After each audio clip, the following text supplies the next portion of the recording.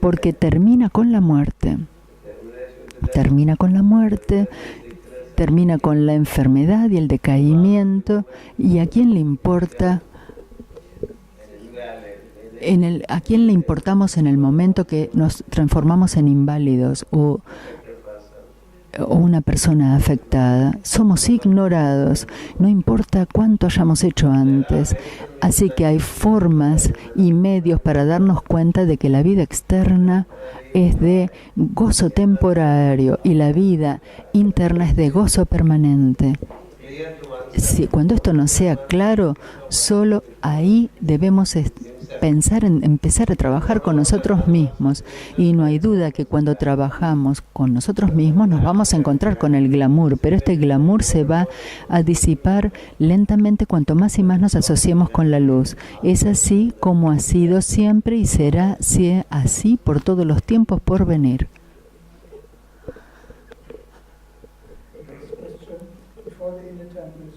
Antes de construir el templo interno,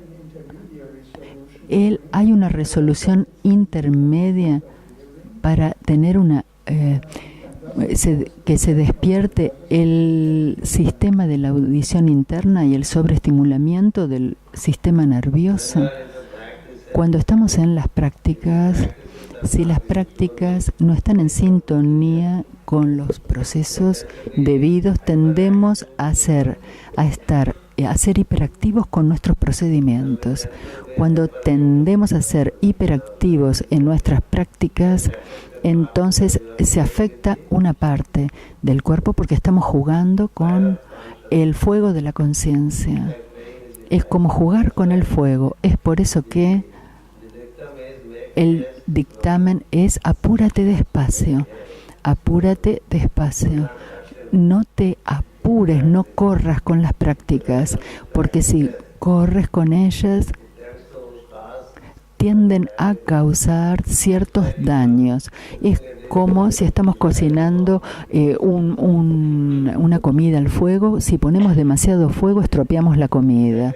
Si ponemos la cacerola al fuego, debemos saber qué tipo de llama tenemos que poner para cocinarlo apropiadamente. Si ponemos fuego excesivo, lo quemamos. De la misma forma, algunos miembros del cuerpo pueden ser afectados cuando tenemos hiperactividad. Por lo tanto, la nota clave es la moderación para las prácticas. En pasos regulares y lentos podemos alcanzar.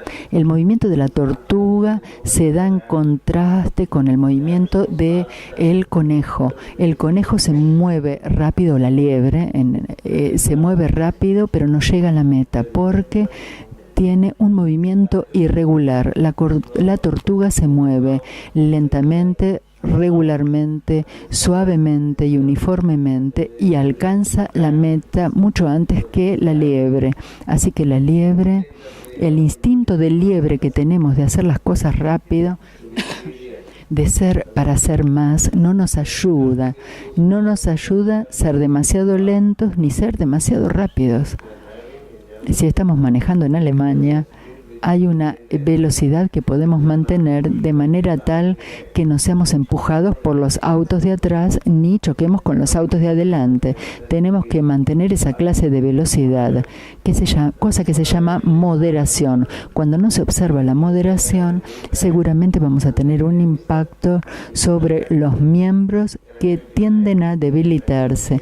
Pueden afectar nuestros oídos, nuestros ojos, nuestro sentido del gusto, puede afectar nuestro estómago, puede afectar nuestros pulmones. Todo puede ser afectado cuando la práctica no es moderada.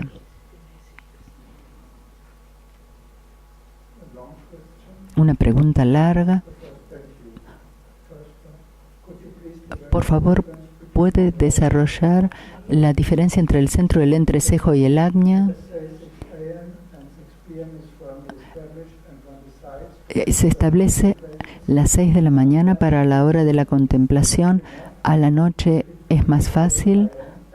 Puede ser las 12 de la noche. ¿Cuál es el mejor horario en relación con el águila? nos acercamos al águila cuando nos llegamos a la tercera iniciación. Después en la vida del maestro Eka, no le entiendo. No.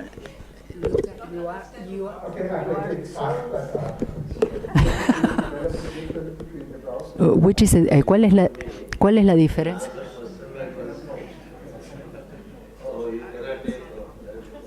Claro, él no puede tomar notas si él tiene el laptop. Yes, le va a dar respuestas cortas. Cuando la respuesta es larga, la pregunta es larga, la respuesta tiene que ser corta. Por favor, ¿puede desarrollar la diferencia entre el centro del entrecejo y el ajna? El centro del entrecejo es el pináculo de la personalidad.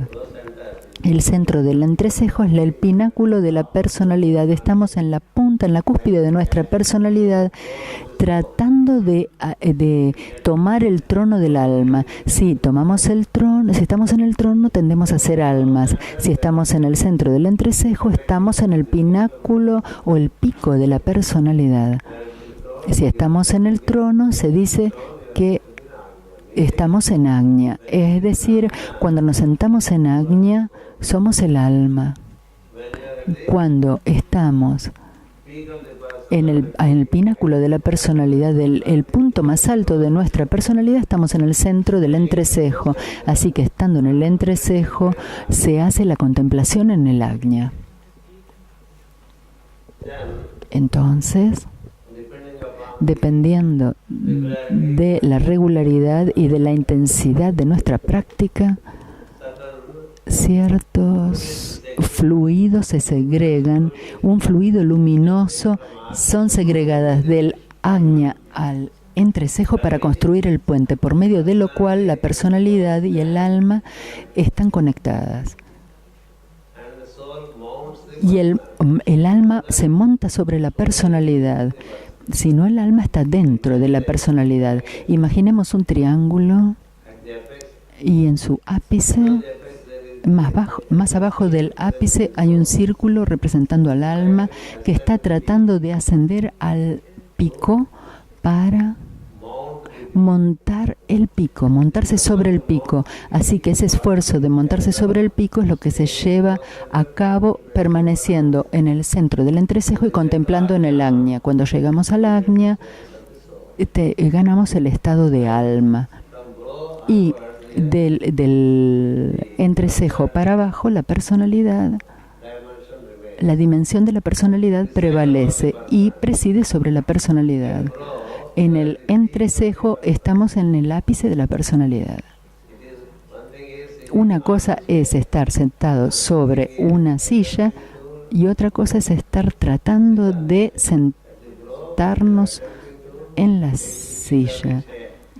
Estamos en el ajna y estamos tratando de sentarnos sobre el trono. En el trono. Una cosa es sentarse en la silla y otra en el trono. Entonces, si nos sentamos en el trono, el centro del entrecejo es el pico de la personalidad y el ajna es el trono de la del alma. Así que tenemos que tratar desde la personalidad, contactar al alma que prevalezca sobre la personalidad. Esta es la primera pregunta. Meditación a las 6 de la mañana y de la tarde es una fórmula ya establecida y uno decide adherir otra tercera contemplación a las 9 o 10. Es fácil. ¿Es suficiente o tiene que ser a las 12 del mediodía? Haré lo que sea necesario, lo que sea mejor. Primero, estableces el ritmo de meditar a la noche. 6 de la mañana y de la tarde, y la tercera meditación que sea mejor antes de dormirnos, porque es de mucho beneficio relacionarnos con el templo interno antes de irnos a dormir. Eso es lo mejor que podemos hacer. Cuando esto sea establecido, si todavía el tiempo te lo permite, entonces podemos pensar en la meditación meridiana. Podemos decir que uno puede preferir la meditación antes de dormir, que es mucho mejor que la meditación durante el tiempo meridiano. Eso lo podemos adaptarla después cuando la vida nos lo permite. La tercera es la pregunta relativa al águila. Se dice que nos acercamos al águila cuando nos acercamos a la segunda iniciación. Por ejemplo, en la vida del maestro Ikkei, dice que el águila está en los círculos superiores y perciben las cosas de los círculos inferiores. ¿Se puede decir esto cuando nos relacionamos con el águila?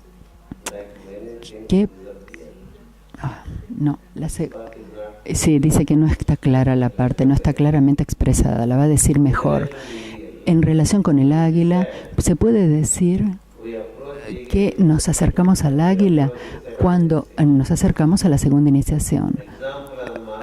Por ejemplo, en la vida del maestro Ikkei nos hace claro que el águila permite estar en los círculos superiores y percibir detalles objetivos. Incluso siendo así, se puede decir que cuando estamos con el águila perdemos la vista de nuestros intereses normales, metas e incluso relaciones, como si muchas cosas desaparecieran. Se puede decir que es así. Cuando estamos relacionándonos con el águila, y nuestra primera relación con el águila tiende a ser tan encantadora que otras cosas quedan en el trasfondo, se quedan relegadas al trasfondo, porque porque esto se transforma en una nueva experiencia. Cuando estamos dentro de una nueva experiencia, las otras relaciones y otras experiencias que hacemos naturalmente se quedan, si toman la retaguardia. No se desasocian permanentemente de nosotros, pero están en el trasfondo. Para dar un ejemplo gracioso, un hombre y una mujer, cuando se gustan el uno al otro, esto toma un interés primario, y otros aspectos de la vida toman un aspecto secundario, quedan relegados. Hasta que se establece la familiaridad, las otras cosas esperan, pero retornan de una forma todavía mejor cuando la relación con el águila se ha formado. Así que la pregunta es, digo que es verdad que temporariamente existan las relaciones existentes, se van al trasfondo, no son ignoradas, pero se van al trasfondo, de la misma forma que un novio se ocupa de la novia y las otras cosas esperan. Una novia se ocupa de su novio y las otras cosas pasan a ser menos importantes. O cuando un hombre y una mujer se casan por algún tiempo, todo el mundo parece ser solamente para ellos y después vuelven a la tierra. De la misma forma, nuestro encuentro con el principio pulsante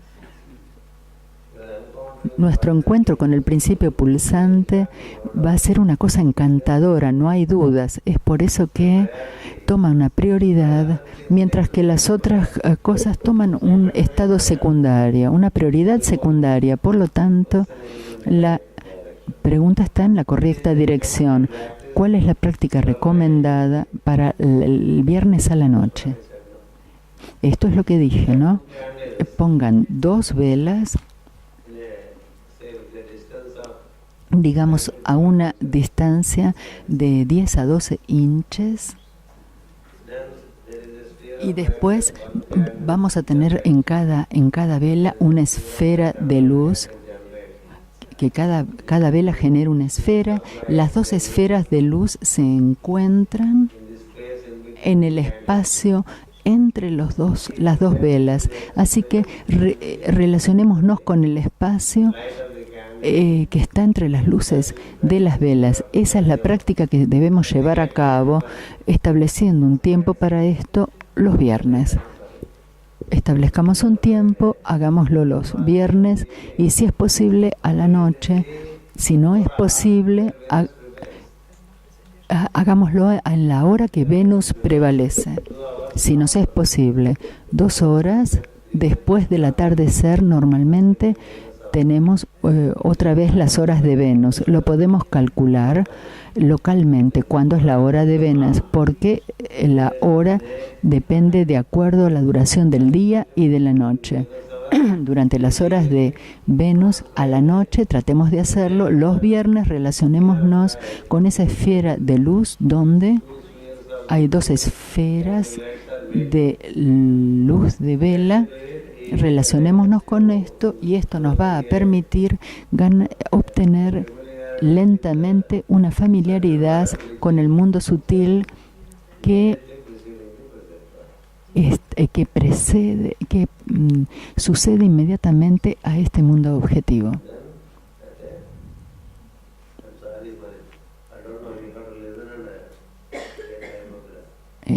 Se pide disculpas que no pudo tomar nota porque tuvo que escuchar.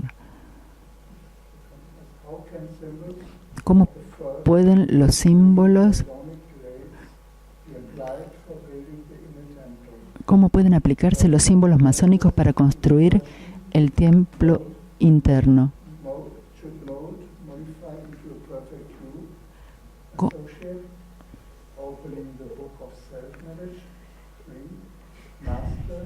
¿Cómo podemos? Bueno, ahora sí, no se entiende nada. Esta persona conoce masonería, sobre la masonería, y por eso hizo esta pregunta.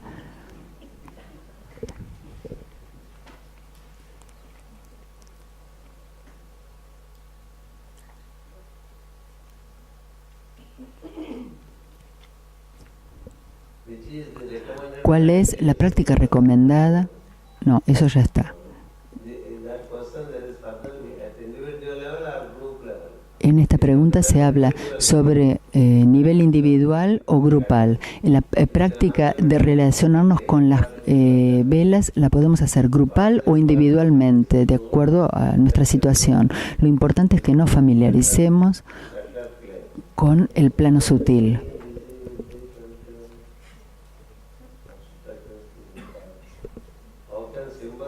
¿Cómo pueden los símbolos de los primeros 3 grados masónicos aplicarse para construir el templo interno?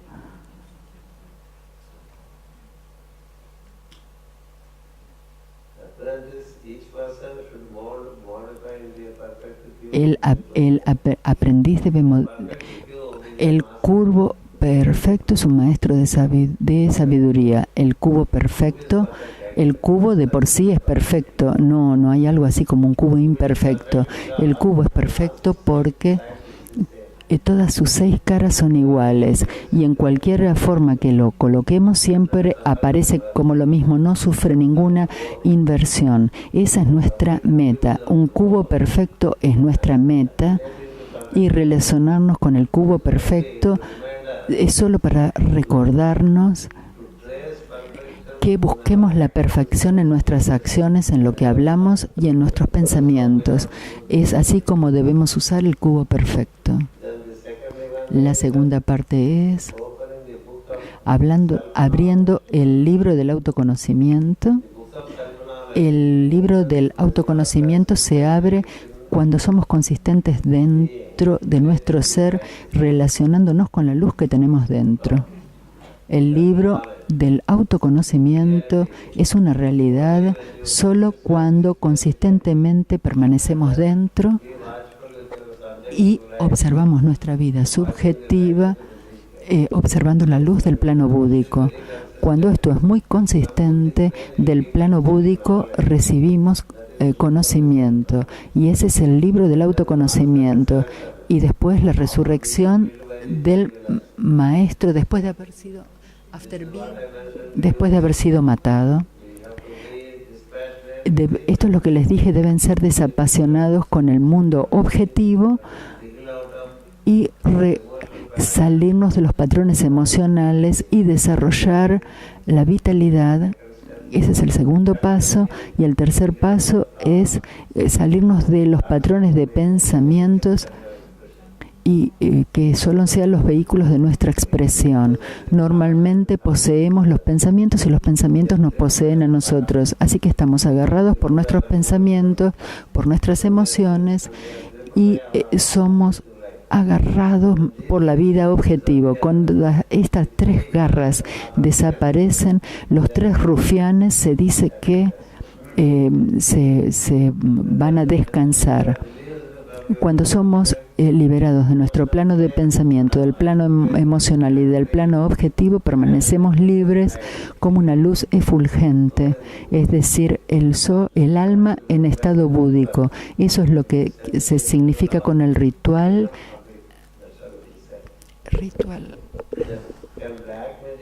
¿Pueden los magos negros obtener un cuerpo dorado y diamantino sin hacer servicio? Esto es lo que contesté a la mañana en la mismísima enseñanza. Los magos negros, desde el principio no es un mago negro. Un mago negro comienza siendo un mago blanco, es decir, que adopta los procesos correctos y llega hasta cierto grado de luz y después llega el orgullo.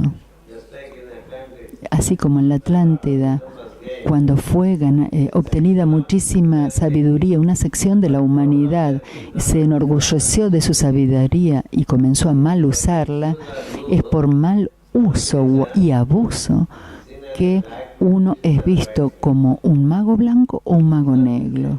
Los dos son lo mismo. Las herramientas son las mismas. Cuando aprendemos a utilizar un cuchillo, podemos cortar una verdura o una garganta. Así que mantener un cuchillo en la mano tiene dos posibilidades. Es una herramienta. Lo mismo con las herramientas de sabiduría. Cuando son aplicadas para el beneficio de los otros, es la magia blanca. Cuando está aplicada para autoagrandecimiento, eso es magia negra. Agrandarnos a nosotros mismos, maldecir a las personas, poseer a las personas, ejercer una clase de vampirismo. Eso es magia negra, pero la misma sabiduría podemos ayudar a otros, aliviarlos de sus sufrimientos y darles mejores condiciones de vida. Eso es magia blanca. Así que mientras aprendemos, no existe cosa así como un mago negro, sino que por el camino, cuando el ego y el orgullo que le llega crece desproporcionadamente, entonces él termina siendo de otra forma. Por lo tanto, después de habiendo ganado este cuerpo, uno puede tomar el camino equivocado. Habiendo ganado la sabiduría, cuando él decide dominar a la vida circundante, tiende a ser diabólico. Y cuando no es para dominación, dominar a otros, y es para servir a otros, se tiende a ser un mago blanco. Hay ocasiones en la historia que incluso después de haber obtenido el cuerpo diamantino, uno puede tornarse en un mago negro. Por eso que el peligro está así. Hay solo un estado donde la magia negra ya no ocurre. Es el estado cuando el alma está relacionada con la superalma. Del Agnya al Sahasrara, más hacia abajo, siempre existe el ego. El ego se disuelve más y más cuando se relaciona con aquello. Pero si el ego no se disuelve y está muy consciente de sus habilidades y utiliza sus habilidades para la destrucción de la vida, entonces termina siendo negro. En estas situaciones necesitamos un avatar para que, en estas situaciones que son extremas, necesitamos un avatar para poder anularlo. Otros no pueden.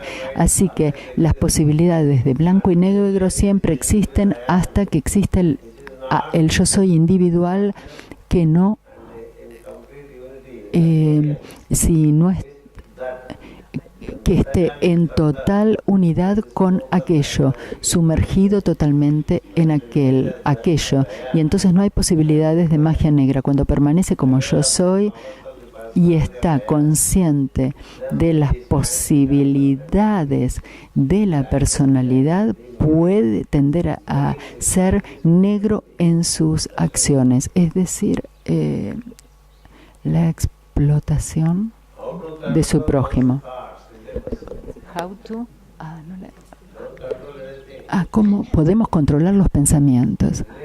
No controlemos nada, relacionémonos con algo superior.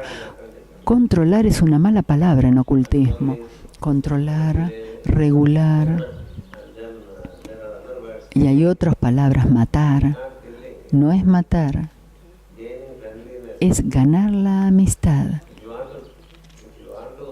Si queremos salirnos de la prisión del pensamiento, debemos pensar en cosas que están más allá del plano del pensamiento. Pensemos en los hechos de los grandes maestros de sabiduría, relacionémonos con ellos y qué clase de pensamientos ellos generan, que están escritos en formas de enseñanzas. Cuando regularmente nos relacionemos con ellos, nos movemos en patrones superiores de pensamiento y nuestros altos, viejos patrones desaparecen. Con esta por medio de relacionarnos con estos pensamientos sublimes, a veces tocamos el estado de bienaventuranza, y en este estado de bienaventuranza ya no somos más afectados por los pensamientos, y en este estado de bienaventuranza frecuentemente, si los tocamos frecuentemente, ya estamos bastante fuera de los patrones de pensamiento que siempre nos maniatan.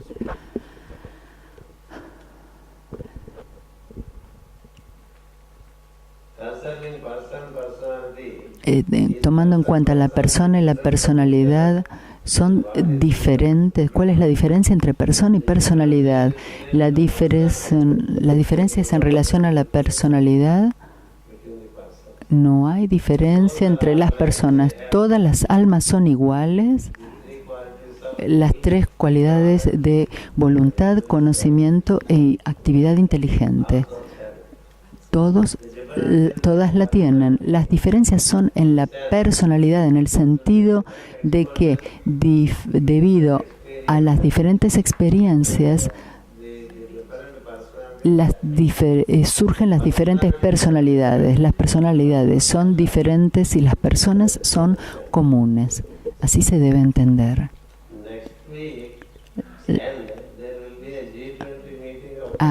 El próximo fin de semana va a haber un encuentro del G20, ¿no? De políticos. ¿Podemos hacer algo con respecto a esto? Sí, siempre podemos hacer algo en relación de estos importantes encuentros globales. Debemos pedirle a Dios que otorgue buena voluntad sobre las personas que deciden las cosas relativas al gobierno de la humanidad.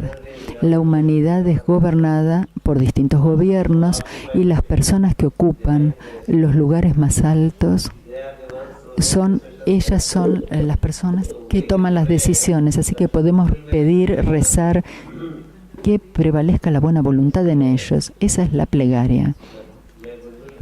Que prevalezca la buena voluntad sobre los miembros que participan de esta reunión de G20, de manera tal que tomen decisiones beneficiosas para la humanidad. Así podemos contribuir con este trabajo. En Vishak, en las visualizaciones de la luna llena de Vishak, usted habló de los Dhyani Budas. ¿Cuál es la relación de los Dhyani Budas y nosotros? Esa fue la de Ludka, porque dijo, wow, es la mía. Los Dhyani Budas son aquellos que están alrededor de Sanat Kumara.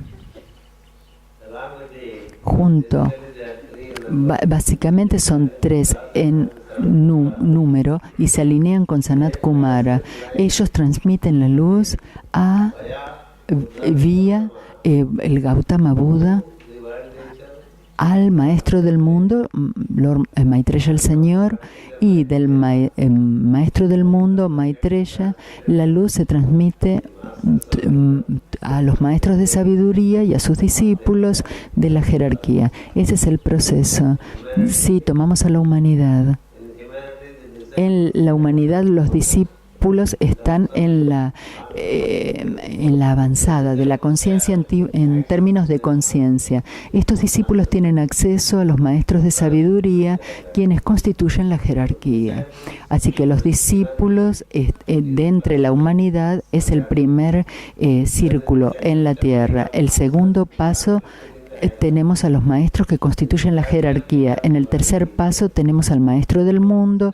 En el cuarto paso tenemos a Gautama Buda. En el quinto tenemos a los Dhyani Budas, con quien está asociado Sanat Kumara para hacer descender la luz de los círculos superiores por este ciclo por venir. Esa es la jerarquía.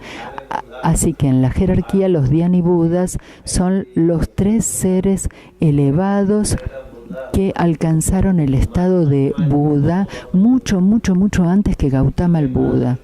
Así que ellos constituyen un triángulo alrededor de Sanat Kumara, se los llama Dhyani Budas porque están eternamente en contemplación. Están eternamente en contemplación, es decir, que permanecen como aquello yo soy. Entonces, en este estado, ellos reciben, y eso es lo que transmiten vía Buda, el maestro del mundo, la jerarquía, los discípulos, hasta la humanidad. Ese es el trabajo relativo a la luna llena de Vaishak. Gracias a todos. Namaskarams. Nos reuniremos lo más rápido posible aquí, dependiendo de nuestras necesidades.